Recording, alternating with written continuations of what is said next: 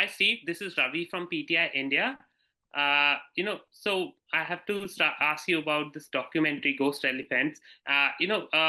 So the first question is obviously that 6 years of camera traps that caught every movement of these all the large and large mammals except the one you were looking for. So was there ever a moment where you wondered if you were chasing a ghost in the other sense of the word? Well, you're always thinking that it's just the strangest thing. We're the largest animal there by far. You're getting lions and leopards and wild dogs and cheetahs and everything else. Strange antelope from the Congo Basin that aren't meant to be there, but no elephants. But we are finding dung, and we by 2017, 2018 on the mountain bikes and motorbikes and hiking and just doing all the rivers, exploring from their sources all the way down. We're seeing signs of elephants, but it's just the physical presence. At one point on a mountain bike, we're 3 weeks from the road. We've been going for a month, and you can smell them. You can sense there's elephants here. You just can't hear or see anything. It's the most extraordinary thing. And that's why the local people do call them ghosts. They will say, yep, if you go down in the valley within a day or two, we'll find dung and signs of elephants. If you would like to see these elephants, you will have to live down there. You just stay there for a very long time. Yeah. But did it ever become frustrating for you? Like, how did you cope up with your frustration when, like, you couldn't see them, when you couldn't find them? I mean, we on these expeditions are finding anywhere from 25 to 100 new species to science on these expeditions. So you're finding so much. Everything that is there is unique to this place. You're starting to understand from the traditional leaders, from the kings, the vice kings, in meetings and audiences with them, that these elephants are incredibly important to their culture and to the mythology of who they are.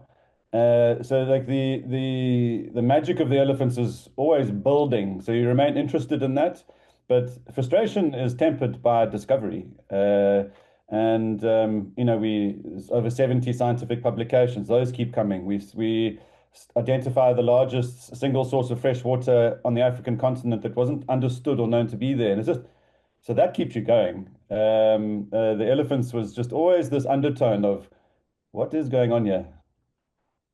Yeah. And how did, Werner Herzog came, how did this idea for this documentary came and what were your conversations with him like? It was a friendship that grew out of an introduction through a friend and dinners and lunches and just correspondence, which started to escalate, where we talked about everything, and we started talking about the source of life, this extraordinary landscape in the Angolan highlands, and what we were doing there, and the ghost elephants, and then Henry at the Smithsonian, the largest elephant in history, and he's like, "Phew, this is an important story. If you're searching for the descendants of that elephant," and he starts. It was an invitation to join us in Namibia, where I said, "Come, in 3 weeks' time, we're going to go to Namibia. We are going to live with the master trackers, the Tuntquasi, and after a month, we will go up to Angola with them and do a search where this is all of it. We've got the best trackers on earth with us, and we will stay up there until we find them." And he was like, well, then I have to come. And within 2 days, Werner was just so focused on the story that he could see. I'd shared some books with him, some poetry, and some things for him to digest. But he really came in open. But within 2 days, had consumed enough. He was meeting our characters, just our team members and the trackers. But first thing he would ask is, what would a world without elephants be like? And see what the person's answer is. This doesn't come into the film. Then he would, what do you dream? What do you dream of? Not in the film, but he's starting to, switch a mindset in us as to, you know, like, are you dreaming of ghosts? Like, what is, you try and explore what you've asked, like, what is your motivation? Why are you still doing this? Why have you not? And it's when I was driving in Cape Town, and I get Curlin, he sends me, I see these pictures start arriving on my phone, and I pulled off and I looked at them, and it was these ghostly images of elephants. And it was just about the time I had started talking to Werner, and then it was go time. I said, like, now we're going. Now we are going to, gain the trust of the master trackers, go live with them. We did that for those 3 years. And the story starts building. And basically, he was saying to Werner, I'm going to go with a GoPro in my phone, and we're going to find these elephants now. Join us or not. But no, no, his vision for the story was inspiring and not inaccessible to all of us, but locked. It was, he knew and saw the story and pursued it passionately.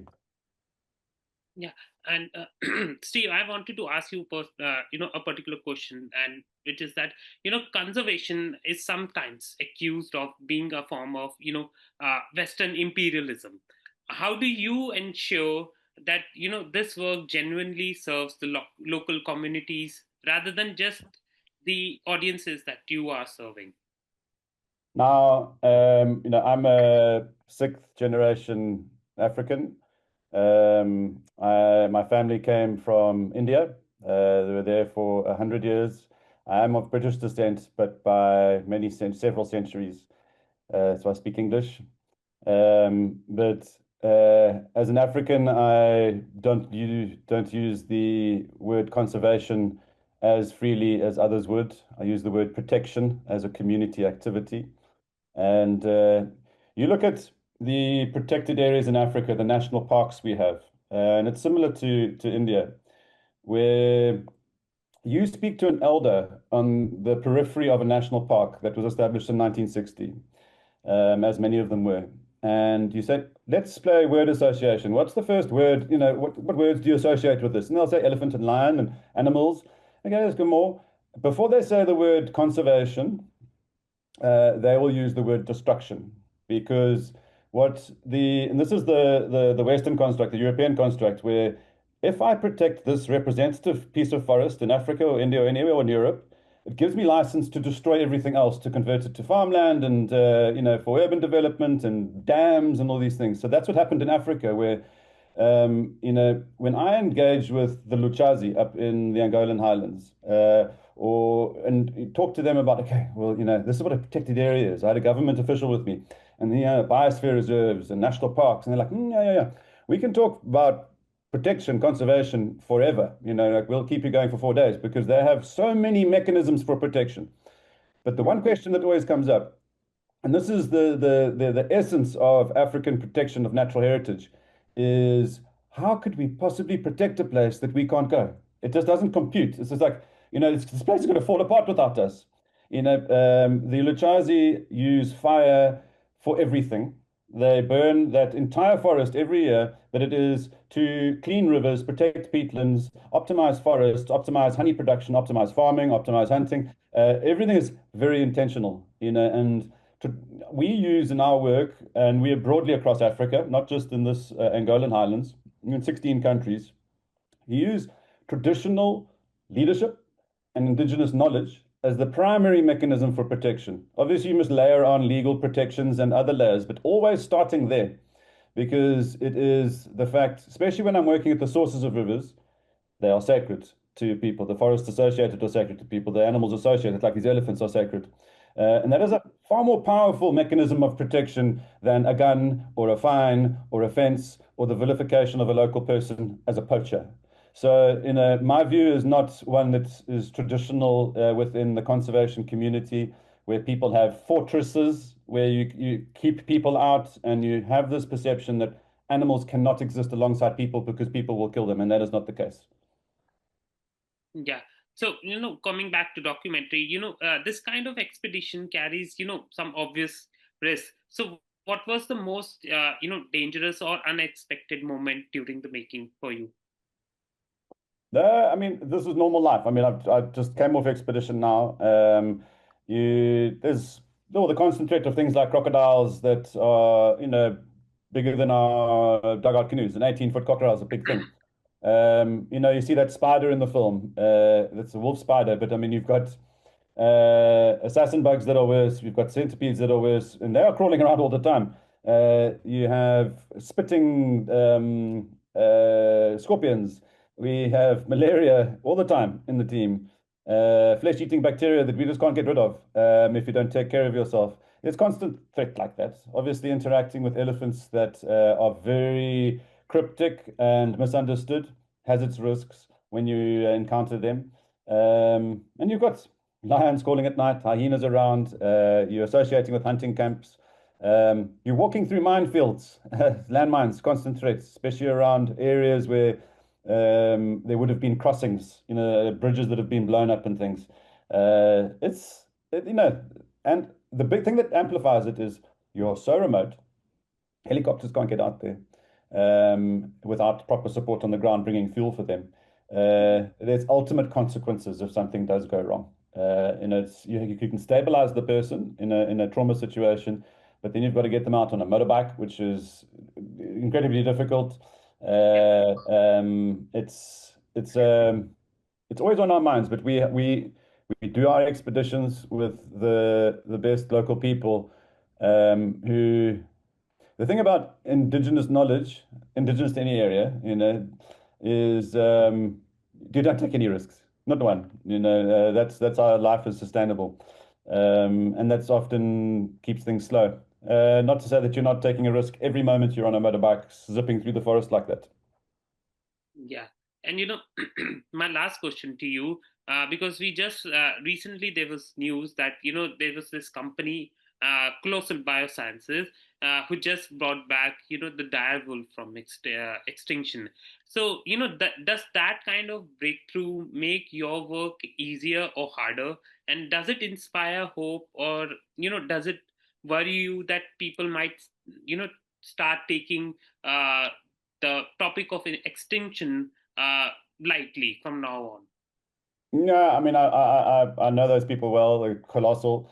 I met with them recently. We use their technologies when we're taking the ancient DNA from Henry at the Smithsonian from the skull. We're using those algorithms and those technologies. It's ancient DNA, just the same, to piece together the genome. They go into the engineering piece. Those are not dire wolves. Those won't be mammoths. There won't be dodo.